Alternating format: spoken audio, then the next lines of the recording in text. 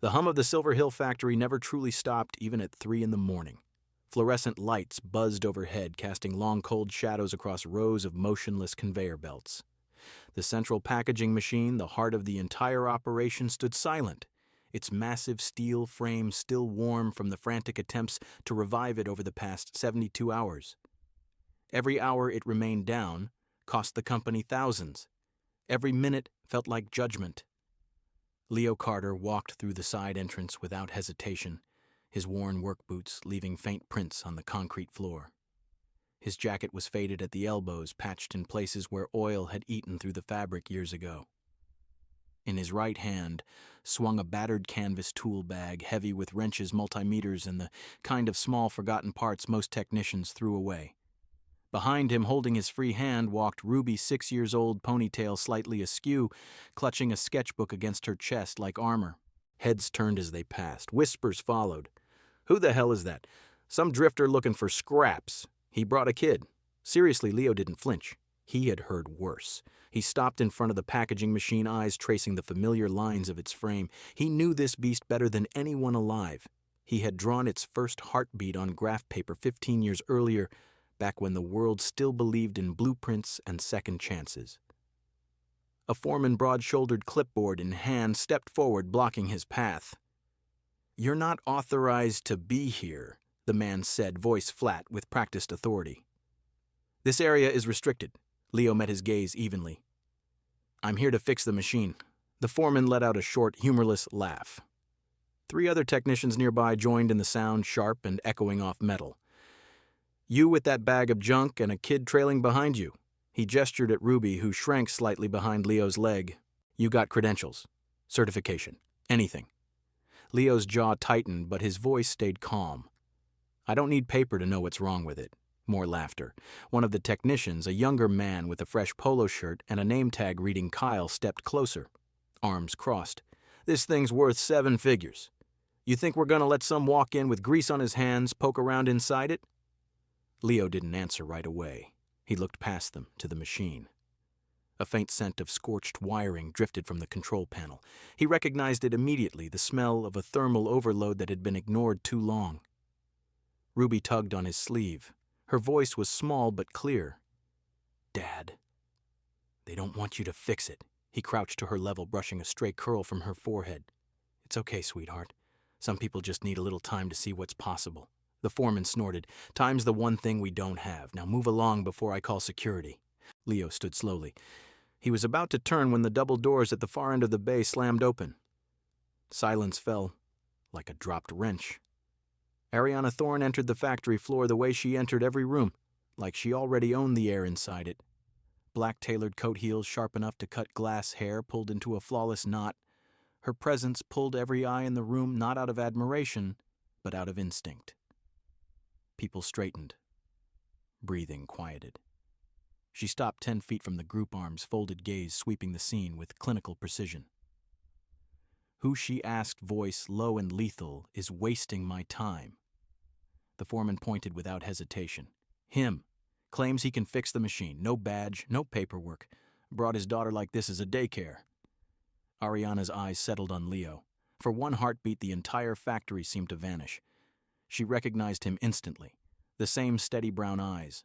The same quiet posture that used to make her feel safe in the middle of chaos. 15 years collapsed into a single second. Leo recognized her too. The girl who once laughed at his terrible coffee. The woman who had walked away without looking back. Neither of them spoke. Ariana recovered first. Her voice was ice. "You're not authorized to touch anything in this facility. Leave. Now." Leo didn't move. "You read the alert I sent. I received it. It changes nothing." He nodded once, almost imperceptibly. "Then you're about to lose more than a machine." Kyle laughed again, louder this time. "Listen to this guy.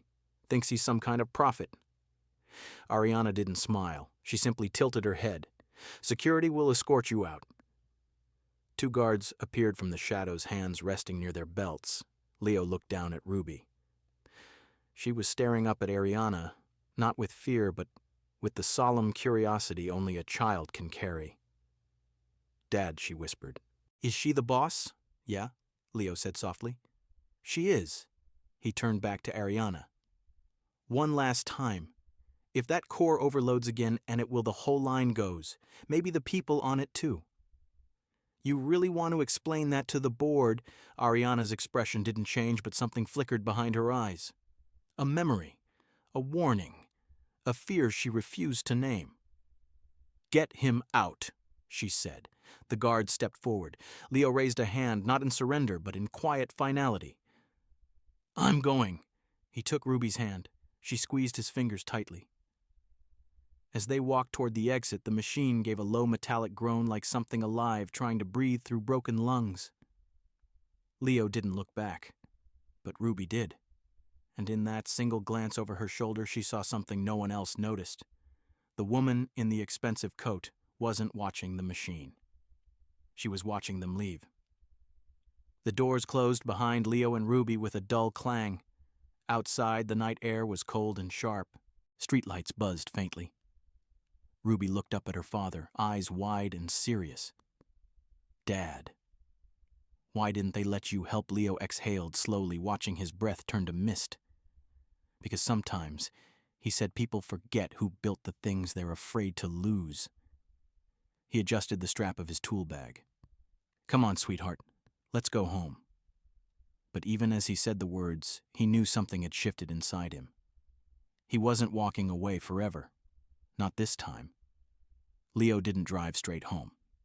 He pulled the old pickup into the gravel lot across from the factory gates, killed the engine, and let the silence settle. The dashboard clock glowed 3:47 a.m. Ruby was already asleep in the passenger seat, sketchbook open on her lap, pencil still clutched loosely in her small fingers. The page showed a rough drawing of the packaging machine, tall, blocky, with cartoon arms reaching out like it was trying to hug someone. Leo stared at the sketch for a long moment. Then he looked up through the windshield. The factory lights were still blazing.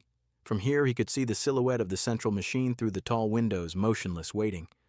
A faint orange glow pulsed from its control panel, the kind of warning light no one had bothered to reset after the last failed attempt. He exhaled, slowly fogging the glass. Ruby stirred, blinking awake. Dad. Are we home yet? Not yet, sweetheart. He reached over and gently tucked the sketchbook against her chest. Just resting a minute. She rubbed her eyes and followed his gaze toward the factory. The big machine is still sick, huh? Leo nodded. Yeah, still sick. Ruby sat up straighter, peering through the window. You could fix it. You always fix things. He smiled, but it didn't reach his eyes. Not everyone wants things fixed the way I do them. She frowned, thinking hard. Then she flipped open her sketchbook to a new page and started drawing again, quick, determined strokes. Leo watched her for a while before his mind drifted back. 15 years earlier, the factory had smelled different. Fresh concrete, hot solar. Coffee left too long on the burner. Leo had been 23, the youngest engineer on the automation redesign team. He worked nights because the quiet let him think. Ariana Thorne had been 22, sharp, restless, always carrying 3 notebooks and a calculator that never left her side. She wasn't the boss then. She was just the intern who asked better questions than most of the senior staff. They met over a broken servo motor at 2 a.m. She handed him a fresh coffee without asking if he wanted it. He accepted it without asking why. That was how it started. Nights turned into mornings. Mornings turned into shared blueprints. Blueprints turned into conversations that lasted until the first shift arrived. She believed the future belonged to people who moved fast. He believed it belonged to people who built things that lasted. Together, they designed the core of the packaging system, the neural-like control unit that could adapt, learn tolerances, predict failures before they happened. It was beautiful in its simplicity. Leo had spent months perfecting the fail-safes, redundant thermal sensors, overload buffers, emergency manual overrides. Just in case, he told her. Machines should protect people, not the other way around. Ariana had laughed softly. You're too soft, Carter. The board won't pay for just in case. They pay for uptime and profit, but she kept every safety feature he insisted on. When the prototype passed every test, the investors came, big money, bigger promises. One condition: streamline, cut costs, remove anything that didn't directly increase output. The The safety buffers were the first to go, then the manual overrides, then Leo. Ariana delivered the news in the break room at 7:15 a.m., voice steady, eyes on the floor. The new funding package requires restructuring. Your position, it's being eliminated. He had stared at her for a long time.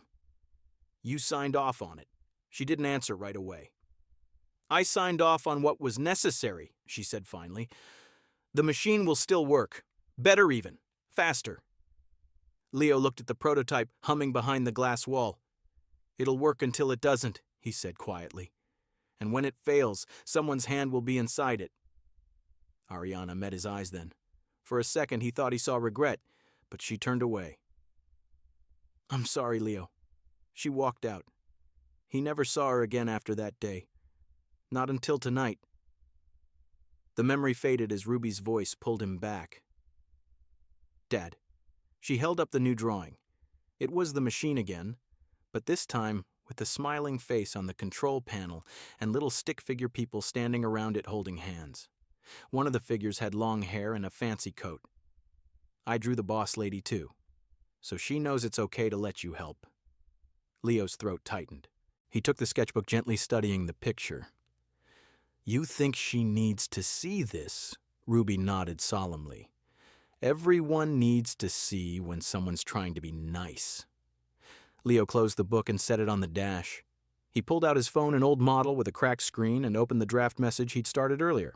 C rewrote it carefully. The core will overload within 48 hours. Thermal sensors have been bypassed.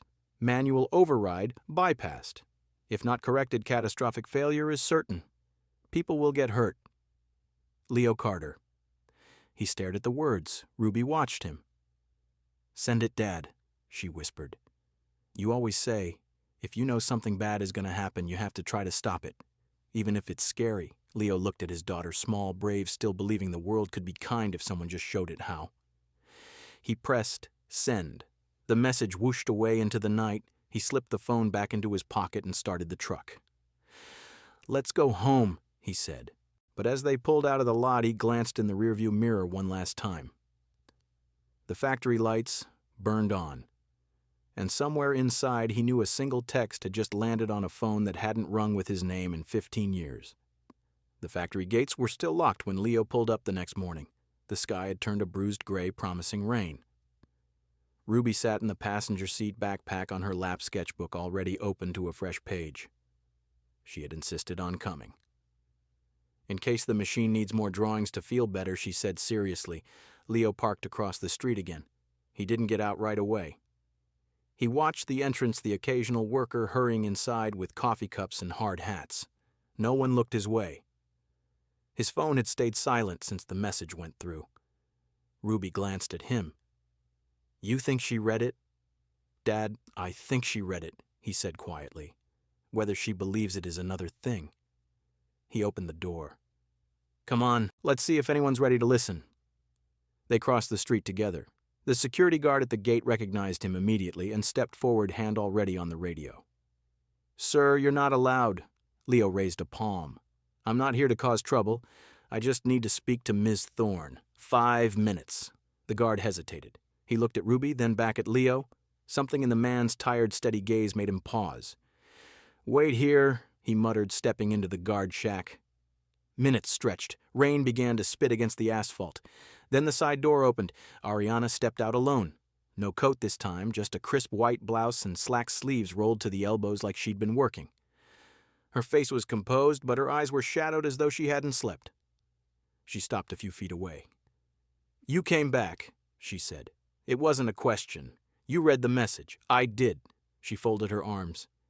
It's speculative.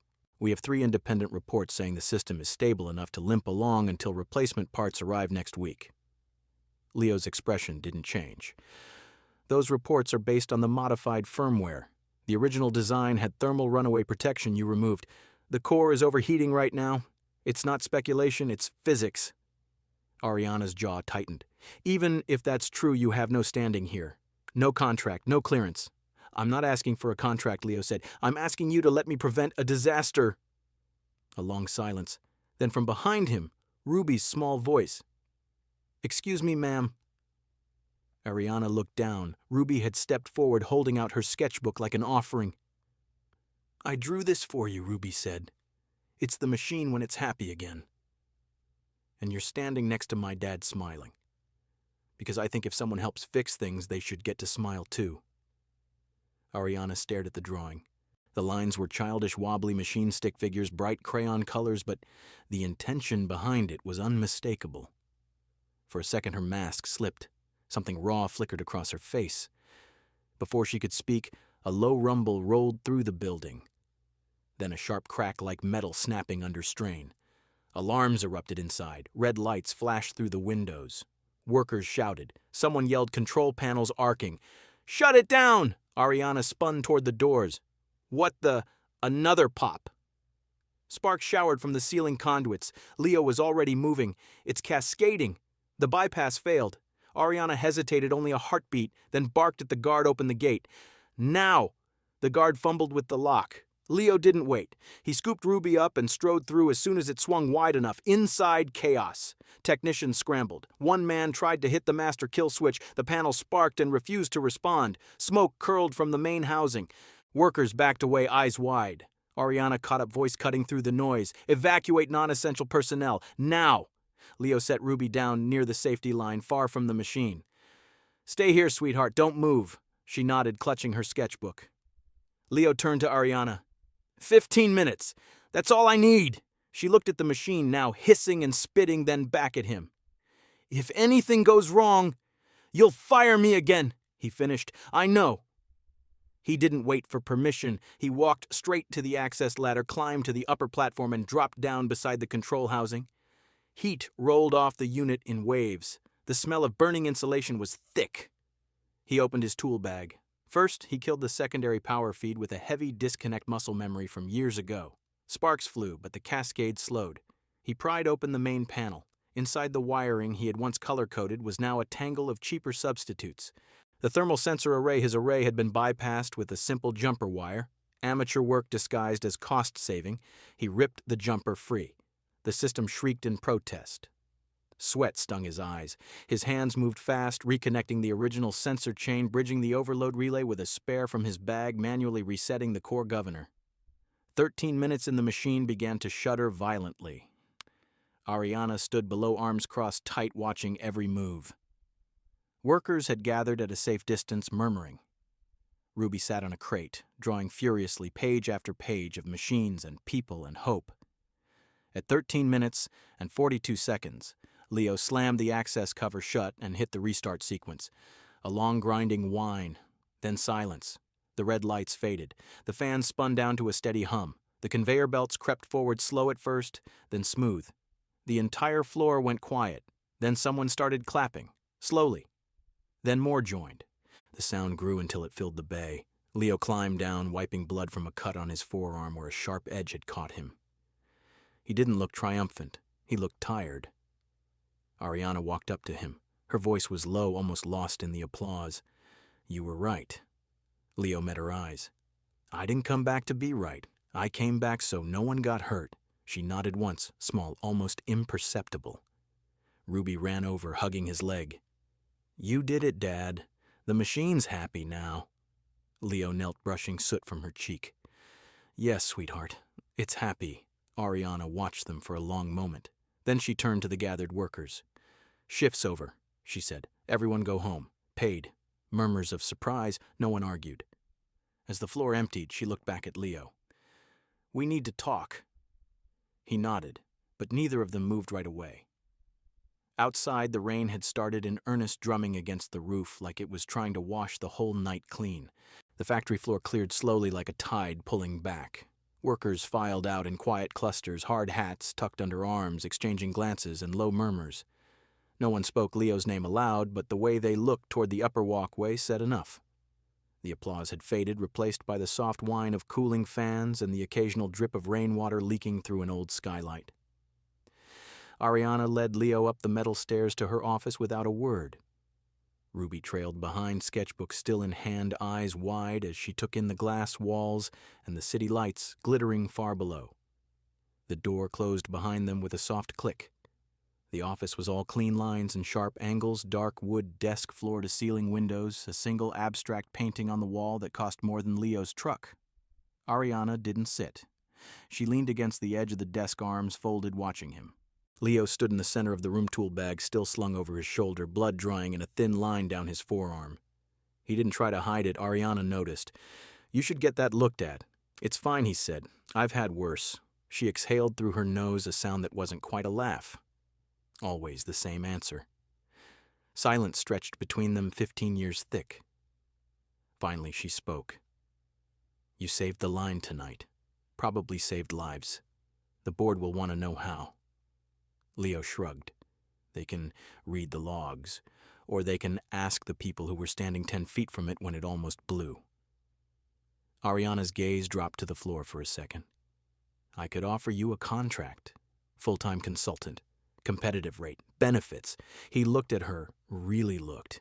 "You think this is about money?" She met his eyes again. "What is it about?" Then Leo set the tool bag down carefully, like it weighed more than metal and wire. "It's about Ruby." Ariana glanced at the little girl who had wandered to the window and was pressing her nose against the glass, watching rain streak down. Leo continued, voice low. "She's 6. She still believes people are good until they prove otherwise. I can't teach her to walk away when something's broken, not when I know how to fix it, not when walking away means someone else gets hurt." He paused. "I didn't come back for you, Ariana. I came back because 15 years ago I let someone convince me my work didn't matter. I won't make that mistake twice." Ariana's throat worked. She looked away toward the city lights blurring in the rain. "I made choices," she said quietly. "Choices that got us here. The funding, the shortcuts, the redesigns. I told myself it was necessary. Progress, survival." Leo didn't interrupt. "I was wrong about a lot of things," she went on, "including you." He nodded once. "I know." She turned back to him. "I'm not asking for forgiveness. I don't deserve it. But I am asking, what happens now?" Leo considered the question. "Now, you decide whether you want the machine to keep running the way it was cheap, fast, fragile, or whether you want it to last. That's your call, and you." "I'll keep doing what I do," he said simply, "fixing what's broken, wherever it is." Ruby turned from the window, then walking over to stand between them. She looked up at Ariana, then at her father. "Dad fixed the big machine," she said matter-of-factly. "And he didn't even yell at anybody." "That means he's the best fixer," Leo smiled faintly. "Thanks, kiddo." Ruby opened her sketchbook and tore out a page, the one with the smiling machine and the stick-figure woman in the fancy coat. She held it out to Ariana. "For you," she said, "so you remember that fixing things makes people happy, even bosses." Ariana took the paper with careful fingers. She studied it for a long time, the wobbly lines, the bright colors, the tiny heart drawn next to the machine's face. Her eyes glistened. She blinked hard once, twice, then she crouched to Ruby's level. "Thank you," she whispered. "This is the nicest thing anyone's given me in a very long time." Ruby beamed. "You're welcome. And if the machine gets sad again, you can call my dad. He always answers." Ariana looked up at Leo over Ruby's head. He didn't smile. He just held her gaze steady, unguarded. "I'm not asking you to hire me," he said, "but if you want someone who remembers what this place was supposed to be, I'm around." Ariana stood slowly. She folded the drawing and slipped it into her pocket. "I'll think about it," she said. Leo nodded. "That's all I'm asking." He picked up his bag and reached for Ruby's hand. As they turned toward the door, Ariana spoke again, quiet almost to herself. "Leo." He paused. She swallowed. "I never stopped thinking about what you said that day, about people getting hurt. I told myself it wouldn't happen, that the numbers were worth the risk." She looked at him. Really looked. "I was wrong." Leo didn't answer right away. Then he said simply, "I know." He opened the door. Ruby waved at Ariana before they left. "Bye, boss lady. Don't forget to smile." Ariana managed a small broken smile in return. The door closed. Outside, the rain had eased to a steady drizzle. Leo and Ruby walked down the metal stairs, footsteps echoing in the empty bay. At the bottom, Ruby tugged his hand. "Takikya."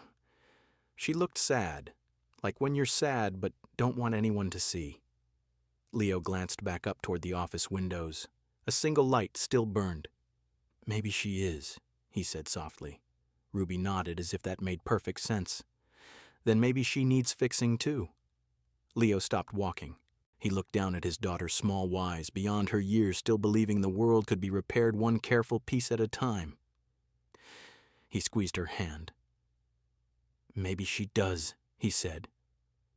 And for the first time in 15 years, he didn't feel the weight of what had been lost.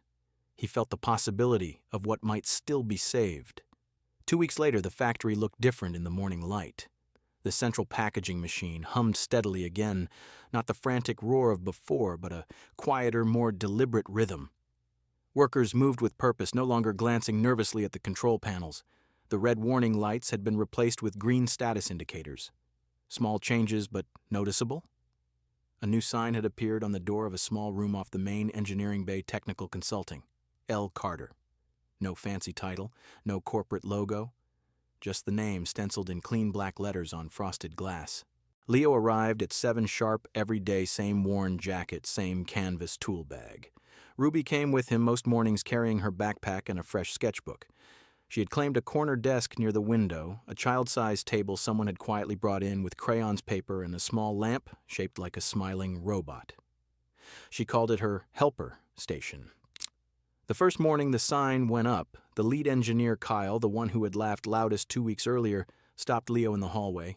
He extended a hand. "I was wrong," he said simply. "You saved our asses, and you didn't have to." Leo shook it without hesitation. "We all make mistakes. The important thing is we fix them." Kyle nodded, something like respect in his eyes. "You ever need anything, tools? Parts, coffee, just say it." Leo smiled faintly. "I'll take the coffee." Word spread quietly. No fanfare. No press release. But the atmosphere shifted. Workers who once ignored him now nodded hello. A few even asked for advice on minor issues, loose belts, calibration drifts. Leo answered without making anyone feel small. Ariana changed too, though she tried to do it without drawing attention. She started walking the floor every afternoon alone, no entourage, no clipboard. She stopped at workstations, asked real questions. "How's the new sensor holding up? Any vibration you're noticing?"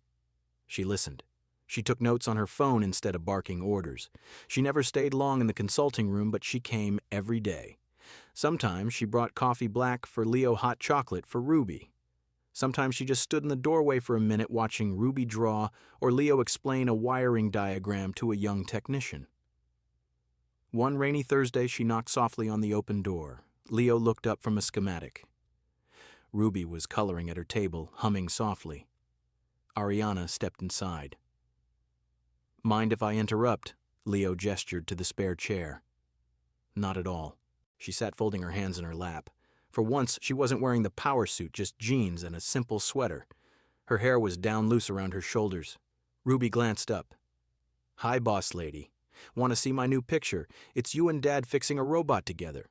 Ariana smiled, small genuine. "I'd love to."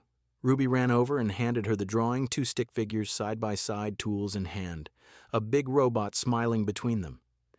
Hearts floated above their heads. Ariana studied it. "We make a good team, huh?" Ruby nodded vigorously. "The best." Leo watched the exchange quietly. Ariana looked at him. "I've been thinking about what you said, about not repeating mistakes." He waited. "I've scheduled an independent audit of the entire line," she continued. "Not just the packaging machine, all the automated systems. Safety protocols first, profit second. We're bringing back the original redundancies you designed. And we're hiring 2 more technicians, no degree required, just experience and good hands." Leo raised an eyebrow. "That's a start." "It's more than a start," she said. "It's a promise to the people here and to you." He nodded slowly. "I appreciate it." She hesitated. "There's something else." He waited. "I'd like to invite you and Ruby to dinner. Tonight. At my place. Nothing formal. Just pasta salad, maybe some garlic bread if I don't burn it." Ruby gasped. "Pasta, Dad, can we?" Please, Leo looked at his daughter, then back at Ariana. He saw something in her eyes he hadn't seen in 15 years. vulnerability, hope, a quiet willingness to try again. Yeah, he said softly. We'd like that. That evening the rain had eased to a gentle patter against the windows of Ariana's townhouse. The kitchen smelled of garlic and tomatoes. Ruby sat on a stool helping stir the sauce with serious concentration. Leo leaned against the counter, sleeves rolled up, watching them. Ariana set plates on the small dining table, 3 places, nothing extravagant. They ate slowly. Ruby talked nonstop about school, about her robot drawings, about how the factory machine now smiled when it worked right. Ariana listened, asked questions, laughed at the right moments. When Ruby finished her pasta, she looked between them. Mom used to make pasta like this, she said quietly. She said it was magic food, made people feel better. Ariana's fork paused. Leo reached over and squeezed Ruby's hand. She was right. Ruby looked at Ariana. You make good magic food too. Ariana's eyes shimmered. She swallowed. Thank you, Ruby. That means a lot. After dinner, Ruby curled up on the couch with a blanket and a book. Leo and Ariana stepped out onto the small covered patio. The rain had stopped. The city lights reflected off wet pavement below. Ariana leaned against the railing. I don't expect anything, she said quietly. I know. I broke something a long time ago. I'm not asking you to forget. Leo stood beside her, hands in his pockets. I haven't forgotten, he said, but I'm not carrying it the same way anymore. She turned to face him. What changed? He looked out at the city. Ruby. And maybe realizing that fixing things isn't always about going back. Sometimes it's about going forward together. Ariana nodded slowly. They stood in silence for a while, listening to the drip of rain from the eaves. Then Ruby's sleepy voice called from inside. Dad, can we come back again? For more magic pasta, Leo smiled. We'll see, sweetheart. Ariana looked at him. I'd like that, she said softly. Leo met her gaze. So would I. He didn't promise forever. He didn't need to. They walked back inside together, and somewhere in the quiet spaces between words, something old began to mend, not perfectly, not quickly, but steadily, like a machine that had finally remembered how to run the way it was meant to.